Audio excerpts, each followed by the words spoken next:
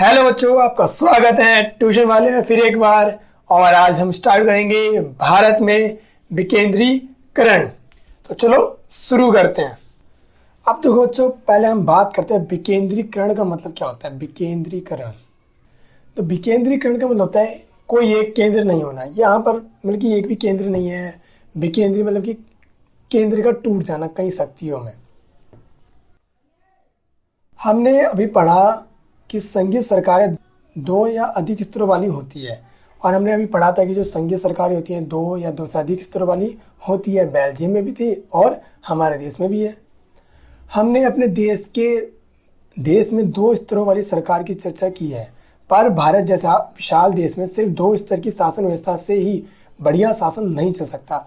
अभी हमने बात करी है कि यहाँ पे दो स्तर की सरकार है। एक है केंद्र सरकार, कौन सरकार है, एक है केंद्र सरकार और एक है राज्य सरकार। हमने अभी इसकी चर्चा करी थी। अब यहाँ पर क्या हमारे देश में अच्छा शासन चल सकता है कि नहीं चल सकता है, ये आप एक बार बताएं।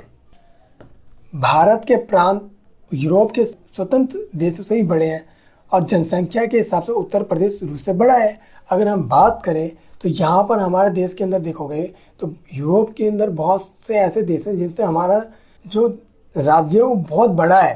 तो यहाँ तो शासन करना और मुश्किल हो सकता है। तो यहाँ पर अगर हम बात करें जनसंख्या के मामले में, जो उत्तर प्रदेश है वो रूस से बड़ा है। सोचो हमारे उत्तर प्रदेश की इतनी जनसंख्या है, रूस से ज़्यादा जनसंख्या उत्तर प्रदेश में है।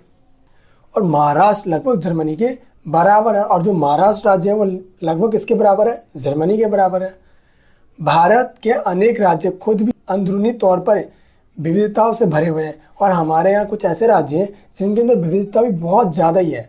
अगर हम बात करें जैसे उत्तर प्रदेश में कई तरह की जाति के लोग रहते हैं, ऐसे उत्तराखंड में, ऐसे गुजरात में, कई राज्य में अलग अलग जाति के लोग भी रहते हैं। वहाँ पे वैसे ही बहुत ज़्यादा विविधता है। इस प्रकार इन राज्यों में भी सत्ता को बांटने की जरूरत है। अब यहाँ भी सत्ता को बांटने की जरूरत है। भारत में संघीय सत्ता की साझेदारी 3 स्तरों पर करने की जरूरत है। अब ये जो संघीय सत्ता की जो साझेदारी है वो 3 स्तरों पर होनी चाहिए। 3 स्तरों की जो हमारी जो शक्ति है वो 3 स्तर पर बांट देना चाहिए। अब 3 स्तर कैसे कैसे हमने पहले ही पढ़ चुके हैं। एक होगा कौन सा, केंद्र सरकार, एक होगी राज्य सरकार, एक होगी नगर पालिका या पंचायत। ये 3 स्तर की क्या हो जाएगी, सरकार हो जाएगी। जिसमें तीसरा स्तर स्थानीय सरकारों का हो और यह प्रांतीय स्तर की सरकार के नीचे हो। अब ये जो तीसरा स्तर हो ये स्थानीय सरकार का हो, बल्कि एक स्थान की सरकार का। जैसे कि पंचायतें देखिए गांव के अंदर, ये स्थानीय सरकार में आ जाती है। तो एक ऐसी सरकार होनी चाहिए, या फिर ये प्रांतीय सरकार के नीचे होनी चाहिए, राज्य सरकार के नीचे होनी चाहिए। तो राज्य सरकार के नीचे कौन सी सरकार होती है, बताओ जल्दी, नगर पालिका या फिर पंचायतें। भारत में सत्ता के विकेंद्रीकरण के पीछे यही तर्क दिया। इसके फलस्वरूप 3 स्तरों की सरकार का संघीय ढांचा सामने आया, जिसमें तीसरे स्तर की को स्थानीय शासन कहा जाता है। अब इसलिए यहाँ पे एक तर्क देकर यहाँ तीसरे स्तर की सरकार आई। तीसरे स्तर की सरकार को हम स्थानीय शासन भी कहते हैं, याद रखना। संघीय ढांचे के अंदर जो तीसरे स्तर की सरकार होती है उसे हम स्थानीय शासन कहते हैं। जब केंद्र और राज्य सरकार शक्तियां लेकर स्थानीय सरकार को दी जाती है तो इसे सत्ता का विकेंद्रीकरण कहते हैं। अब सत्ता का विकेंद्रीकरण किसे कहते हैं? जब केंद्र और राज्य सरकार से शक्तियां लेकर स्थानीय सरकार को दी जाती है तो इसे सत्ता का विकेंद्रीकरण कहते हैं। अब देखो, जब केंद्र या राज्य सरकार से शक्तियां लेकर हम जब स्थानीय सरकार को देते हैं इसे कहते हैं सत्ता का विकेंद्रीकरण। तो सत्ता का विकेंद्रीकरण किसे कहते हैं? जब केंद्र और राज्य सरकार से शक्तियां लेकर हम स्थानीय सरकार को देते हैं उसे हम सत्ता का विकेंद्रीकरण कहते हैं। सत्ता का विकेंद्रीकरण बल्कि केंद्र से शक्ति छीनकर हम स्थानीय सरकार को देना। विकेंद्रीकरण के पीछे बुनियादी सोच यह है कि अनेक मुद्दों और समस्याओं का निपटारा स्थानीय स्तर पर ही बढ़िया ढंग से हो सकता है। अब देखो, इसमें हम शक्तियाँ क्यों देते हैं कि जो कुछ ऐसे मामले होते हैं जो स्थानीय स्तर पर ही बढ़िया ढंग से सुलझ सकते हैं। इसे हम केंद्र और राज्य सरकार नहीं सुलझा सकती। स्थानीय तौर पर अगर हम शक्तियाँ दे देंगे तो ये आराम से उसे सुलझा सकते हैं। लोगों को अपने इलाके की समस्याओं की बेहतर समझ होती है। लोगों को इस बात की भी अच्छी जानकारी होती है कि पैसा कहाँ खर्च किया जाए और चीज़ों का अधिक कुशलता से किस तरह किया जा सकता है। अब देखो, यहाँ पे स्थानीय सरकार के फायदे क्या होते हैं। देखो यहाँ पे जो स्थानीय सरकार की होती है इनको पहले से पता होता है कि हमारे पास क्या संसाधन है, हम कितने अच्छे से यहाँ पे डेवलपमेंट कर सकते हैं और यहाँ किस किस चीज़ की कमी है और पैसे को कहाँ पे खर्च करना चाहिए। इसके अलावा स्थानीय स्तर पर लोगों को फैसलों में सीधे भागीदार बनाना भी संभव हो जाता है और इससे एक अच्छा तरीका ये भी होता है कि इससे जितने भी लोग होते हैं वो शासन में भागीदार बन जाते हैं और ये भी फैसले सीधे तौर पे ले सकते हैं। मतलब कोई भी, इससे क्या होता है कि एक आम जनता भी एक तरह से शासन में जुड़ जाता है और वो भी फैसले ले सकता है अपने क्षेत्र को लेकर। इससे लोकतांत्रिक भागीदारी की आदत पड़ती है और इससे लोगों को लोकतंत्र में भागीदारी की आदत पड़ जाती है। स्थानीय सरकारों की स्थापना स्वयं शासन के लोकतांत्रिक सिद्धांत को वास्तविक बनाने का सबसे अच्छा तरीका है और ये एक सबसे अच्छा तरीका है जिसमें लोग सारे भागीदार बन जाते हैं। इनसे लोगों को लगता है कि वो खुद शासन चला रहे हैं। तो ये लोकतांत्रिक का तो सिद्धांत भी है, हमने पहले चैप्टर भी पढ़ा था। अब आगे देखते हैं। विकेंद्रीकरण की जरूरत हमारे संविधान स्वीकार की गई। विकेंद्रीकरण किया गया, यह हमारे संविधान ने भी इसको स्वीकार कर लिया। इसके बाद से गांव और शहर के स्तर पर सत्ता के विकेंद्रीकरण की कई कोशिशें हुई। अब देखो शहर, गांव और शहर में कई स्तर पर सत्ता की विकेंद्रीकरण की कई कोशिशें हुई। सभी राज्यों में गांव के स्तर पर ग्राम पंचायतें और शहरों में नगर पालिकाओं की स्थापना की गई। अब देखो गांव में क्या बने, गांव में जो याद रखना पंचायतें बनती हैं, ग्राम पंचायतें बनती हैं और शहरों में क्या बनते हैं, नगर पालिका बनते हैं। याद रखना क्या गांव के स्तर पर क्या बनेगी, ग्राम पंचायतें और शहरों में क्या बनेगी, नगर पालिका। पर इन्हें राज्य सरकारों के सीधे नियंत्रण में रखा गया है, मगर इन पर सीधा नियंत्रण कौन करती है, राज्य सरकार। इन स्थानीय सरकारों के लिए नियमित ढंग से चुनाव भी नहीं कराए जाते थे। अब पहले क्या होता था, इनकी स्थानीय सरकारों के जो नियमित ढंग से चुनाव नहीं होते, नियमित का मतलब कि जो हर 5 साल में या हर 4 साल में चुनाव कराने थे वो लगातार नहीं होते थे। इनके पास ना तो अपना कोई अधिकार था ना संसाधन। इस प्रकार प्रभावी ढंग से सत्ता का विकेंद्रीकरण नाम मात्र का ही हुआ था। अब देखो ना इनके पास कोई संसाधन थे ना इनके पास कोई अधिकार थे, सत्ता का जो विकेंद्रीकरण हुआ वो ढंग से नहीं हो पाया। वास्तविक विकेंद्रीकरण की दिशा में एक बड़ा कदम 1992 में उठाया गया। कब उठाया गया, 1992 में। संविधान में संशोधन करके लोकतांत्रिक शासन व्यवस्था की इस तीसरे स्तर को ज्यादा शक्तिशाली और प्रभावी बनाया गया। अब देखो इसमें 1992 में 1992 में कुछ बदलाव किए गए जिसमें अब लोकतांत्रिक शासन व्यवस्था को ज्यादा प्रभावशाली बनाया गया। अब स्थानीय स्वयं शासी निकायों के चुनाव नियमित रूप से कराना संवैधानिक बाध्यता है। अब देखो संविधान में ऐसे बदलाव कर दिए गए कि अब आपको स्थानीय जो चुनाव है वो आपको हर 5 साल में कराने ही पड़ेंगे। आप इसे नहीं रोक सकते, राज्य सरकार इसको नहीं रोक सकती। इसका मतलब कि आप तो भाई स्थानीय सरकार के लिए भी चुनाव कराने ही पड़ेंगे। याद रखिए स्वयं शासी ये स्थानीय सरकार ही है। निर्वाचित स्वयं शासी निकायों के सदस्य तथा अधिकारियों के पदों में अनुसूचित जातियों, अनुसूचित जनजातियों और पिछड़ी जातियों के लिए सीट आरक्षित है। अब देखो यहाँ जो स्थानीय सरकार जो चुनी जाती है या स्थानीय निकायों के जो चुनाव होते हैं, यहाँ पर जितने भी चुनेंगे वो जितने पद अधिकारी चुनेंगे वो अनुसूचित जनजाति, अनुसूचित जाति या पिछड़ी जाति के लिए यहाँ पे सीट आरक्षित कर दी गई। यहाँ पे इससे क्या होता है कि जितने भी अल्पसंख्यक हैं जो भी वो भी एक तरह सत्ता में भागीदार बन सके। तो किन किन के लिए सीट आरक्षित कर दी गई निकाय चुनाव में, अनुसूचित जाति, अनुसूचित जनजाति और पिछड़ी जातियों के लिए सीट आरक्षित कर दी गई। दोबारा पढ़ते हैं। निर्वाचित स्वयं शासित निकायों के सदस्य तथा पदाधिकारियों के पदों में अनुसूचित जातियों, अनुसूचित जनजातियों और पिछड़ी जातियों के लिए सीट आरक्षित कर दी गई। अब यहाँ पर देखो क्या हुआ, जो पिछड़ी जाति है उनके लिए सीट आरक्षित कर दी गई। किन के लिए, किन किन विभागों में, स्वयं शासित निकायों के लिए और पद अधिकारियों के लिए। इनके लिए जो पिछड़ी जाति के लोग हैं उनके लिए सीट आरक्षित कर दी गई। इसलिए कर दी गई क्योंकि जितने ही अल्पसंख्यक लोग हैं ये भी एक सत्ता में भागीदार बन सके और इनको भी लोकतांत्रिक में निर्णय लेने का या फैसले लेने का अधिकार मिल सके। कम से कम 1/3 पद महिलाओं के लिए आरक्षित है। अब इसमें तीसरा क्या है, इसमें कम से कम 1/3 इसमें पद किसके लिए आरक्षित है, महिलाओं के लिए। हर राज्य में पंचायत और नगर पालिका चुनाव कराने के लिए राज्य चुनाव आयोग नामक स्वतंत्र संस्था का गठन किया गया। अब देखो, हर राज्य में पंचायत और नगर पालिका चुनाव कराने के लिए एक यहाँ पर चुनाव आयोग है, वो स्वतंत्र है। स्वतंत्र की आज़ाद है, वो अपनी मर्जी से फैसले ले सकता है, वो जब मर्जी चुनाव करा सकता है, वो किसी को भी अयोग्य घोषित कर सकता है। मान लो कोई गलत ढंग से चुनाव जीतता है तो उसको भी हटा सकता है। तो ये स्वतंत्र है, ये इस पर कोई किसी की भी नहीं चलती है। राज्य सरकारों को अपने राजस्व और अधिकारों का कुछ हिस्सा इन स्थानीय स्वयं शासित निकायों को देना पड़ता है। अब यहाँ पर क्या होता है, राज्य सरकार को अपने राजस्व मिल गया, अपने टैक्स में से कुछ हिस्सा यहाँ के स्थानीय सरकार को देना पड़ता है और ये हमेशा देती भी है। सत्ता में भागीदारी की प्रगति में हर राज्य में अलग अलग है। अगर हम बात करें सत्ता में भागीदारी, तो जो ये प्रगति है ये हर राज्य में अलग अलग है।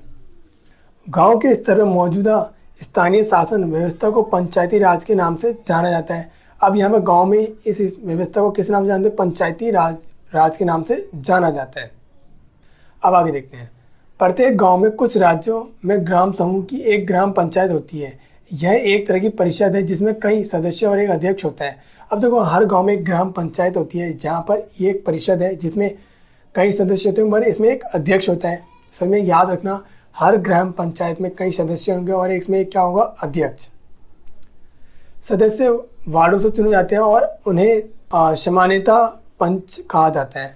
अब ये सदस्य जो ये वार्डों से चुने जाते हैं, इन्हें हम सामान्यतः क्या कहते हैं? पंच कहते हैं। आपने कभी देखा होगा गली में कहीं लड़ाई हो जाती है तो पंच बैठते हैं, तो यही गांव के अंदर पंच चुन के आते हैं वार्डों से। कहाँ से चुन के आते हैं? वार्डों से। अध्यक्ष को प्रधान या सरपंच कहते हैं और अध्यक्ष को क्या कहते हैं? प्रधान या सरपंच। आपने सुना ही होगा, कई गाँव में सरपंच होते हैं, किसी के दादा या दादी किसी न कहीं सरपंच होते ही हैं। तो इनका चुनाव गांव के अथवा वार्ड में रहने वाले सभी वयस्क लोग मतदान के जरिए करते हैं। अब इनका चुनाव कौन करते हैं? इनका चुनाव वो करते हैं जो 18 साल से ऊपर के, वो सारे लोग इनका चुनाव करते हैं। यह पूरे पंचायत के लिए फैसला लेने वाली संस्था है और ये पूरी पंचायत में फैसला लेती है। तो याद रखना, ये एक संस्था है जो पूरे पंचायत में क्या लेगी? फैसला। अगर कोई भी दिक्कत होगी तो यही फैसला लेगी स्थानीय तौर पर। गांव के सभी मतदाता इसके सदस्य होते हैं। इसे ग्राम पंचायत का बजट पास करने और इसके कामकाज की समीक्षा के लिए साल में कम से कम 2 या 3 बार बैठक करनी होती है।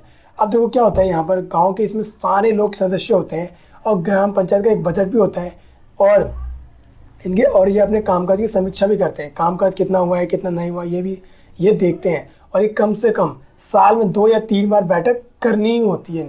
स्थानीय शासन का ढांचा जिला स्तर तक का है। जो स्थानीय शासन का जो ढांचा होता है वो कहाँ तक का होता है? जिला स्तर तक का। कहाँ तक का? जिला स्तर। कई ग्राम पंचायतों को मिलाकर पंचायत समिति का गठन होता है। अब देखो, कई ग्राम पंचायत को मिला देंगे तो क्या बनेगी? पंचायत समिति। तो पंचायत समिति कैसे बनती है? जब कई सारे ग्राम पंचायतों को मिला देते हैं तो बनती है पंचायत समिति। इसे मंडल या प्रखंड स्तरीय पंचायत भी कह सकते हैं। अब याद रखना, इसे हम मंडल या प्रखंड स्तरीय पंचायत भी कह सकते हैं। बच्चों, ये क्वेश्चन आ जाएगा। कभी कभी बच्चे कंफ्यूज होते हैं कि यार पंचायत समिति या मंडल या प्रखंड स्तरीय पंचायत क्या है? तो ये तीनों चीज़ें की है, याद रखना, तीनों चीज़ एक ही है। इसके सदस्यों का चुनाव उस इलाके सभी पंचायत सदस्य करते हैं। अब याद रखना, इसके जितने भी सदस्य होंगे या इनका चुनाव कौन करते हैं? तो जितने भी पंचायत के सदस्य होते हैं ये उनका चुनाव करते हैं। किसी जिले की सभी पंचायत समितियां को मिलाकर जिला परिषद का गठन होता है। अब जब सारी पंचायत समितियां मिल जाती है तो क्या बनता है? जिला परिषद बनता है। याद रखना, तो याद रखना बच्चों, कुछ ज़्यादा मुश्किल नहीं है, बहुत आसान है। अब देखो, पहले एक दोबारा पढ़ते हैं। अगर हम ग्राम पंचायत को मिला देंगे तो क्या बनेगा? पंचायत समिति। और पंचायत समिति को मिला देंगे तो क्या बनेगा? जिला परिषद। तो याद रखना, जिला परिषद के अधिकांश सदस्यों का चुनाव होता है और जिला परिषद में उसे जिले में लोकसभा और विधानसभा के चुने गए सांसद और विधायक तथा जिला स्तर की संस्थाओं के कुछ अधिकारी भी सदस्य के रूप में होते हैं। अब तो जिला परिषद में कौन कौन हो सकते हैं? लोकसभा और विधानसभा के चुने हुए सांसद और विधायक और जिला स्तर की संस्था के कुछ अधिकारी। मिल गया। देखो इसमें कौन कौन हो सकते हैं। एक तो हो सकते हैं इसमें लोकसभा के सांसद और विधानसभा के कौन? विधायक। और जिला देखो, जिला स्तर के संस्थाओं के कुछ अधिकारी जैसे आईएएस ऑफिसर, आईपीएस ऑफिसर, ये सारे भी इसमें क्या हो सकते हैं, सदस्य हो सकते हैं जिला परिषद में। जिला परिषद का प्रमुख परिषद का राजनीतिक प्रधान होता है। अब जो जिला परिषद क्या होता है, ये परिषद का राजनीतिक प्रधान होता है।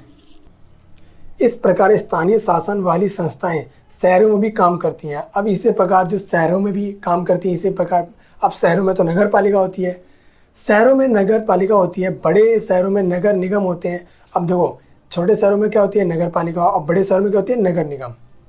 नगर पालिका और नगर निगम दोनों का कामकाज निर्वाचित प्रतिनिधि करते हैं। अब इनका देखो, नगर निगम और नगर पालिका का कामकाज कौन करते हैं, जिनको हम चुनते हैं। जो ये एमसीडी के चुनाव होते हैं, ये नगर पालिका और नगर निगम के लिए होते हैं। नगर पालिका प्रमुख नगर पालिका के राजनीतिक प्रधान होते हैं।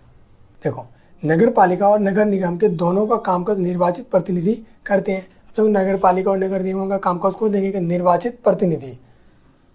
नगर पालिका प्रमुख नगर पालिका के राजनीतिक प्रधान होते हैं। तो नगर पालिका के जो प्रमुख होंगे वो नगर पालिका के होंगे राजनीतिक प्रधान। तो नगर पालिका के राजनीतिक प्रधान कौन होते हैं, नगर पालिका के प्रमुख।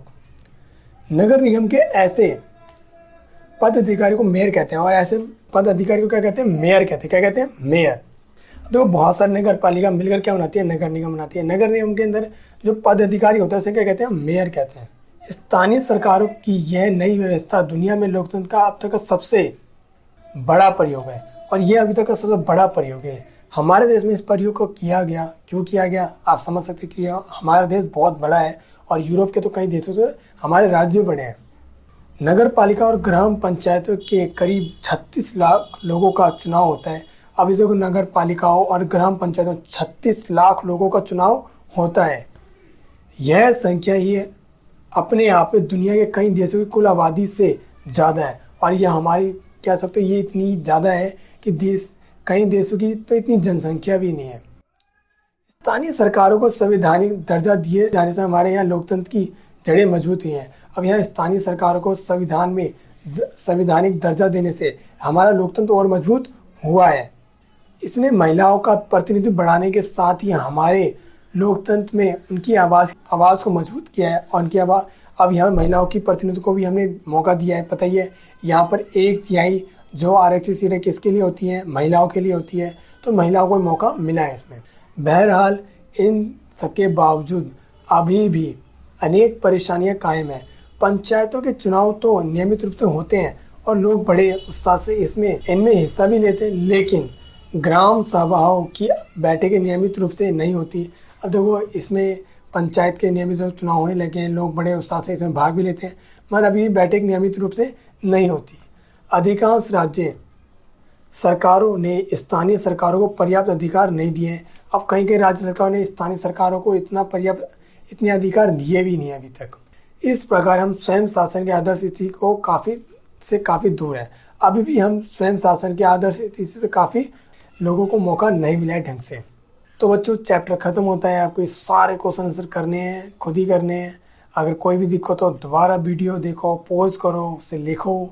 और बच्चों, एक और चीज़ बता देता हूँ, मैं इसके क्वेश्चन आंसर हर टॉपिक का क्वेश्चन आंसर लिखता हूँ, क्वेश्चन में लिख देता हूँ लिंक और डिस्क्रिप्शन के अंदर। तो डिस्क्रिप्शन में जाकर आप सारे क्वेश्चन उतारें और उसे कॉपी में करें, जिससे कि आपको हर टॉपिक ढंग से क्लियर हो जाए। तो बच्चों, मुझे लगता है आपको ढंग से समझ में आया होगा। अगर कोई भी दिक्कत है तो आप कमेंट बॉक्स में लिख के मुझे बता सकते हैं।